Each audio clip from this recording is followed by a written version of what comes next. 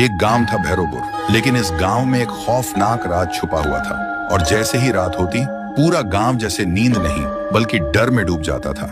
लोग अपने घरों के दरवाजे कसकर बंद कर लेते थे और माँ अपने बच्चों को डांटते हुए कहती थी, बेटा रात होने के बाद घर से बाहर मत जाना, नहीं तो वह आ जाएगी। और गांव के बुजुर्ग रामलाल कांपती आवाज में कहते थे, रात में बाहर निकलना मतलब चुड़ैल को बुलावा देना, और वह इस बुलावे को कभी नहीं ठुकराती।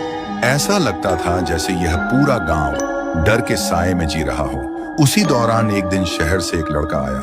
रवि अपने कॉलेज प्रोजेक्ट के लिए अपनी नानी के गांव आया था। आते ही उसकी नानी ने उसे यह बात बताई तो उसे बहुत हंसी आई। वह सोचता था कि यह सब पुराने जमाने की बकवास कहानियां हैं जो लोगों को डराने के लिए बनाई गई हैं। पर उसे नहीं पता था कि कभी कभी अफवाह भी सच्चाई का चेहरा छुपा लेती है।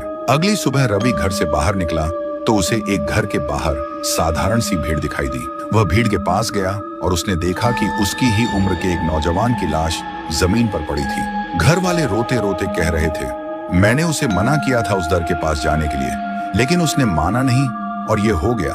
तभी गांव वालों ने फुसफुसा कर कहा, देखा, हमने कहा था रात में जो बाहर निकलता है वह जिंदा नहीं बचता। लेकिन रवि की आंखों में डर नहीं, जिज्ञासा थी।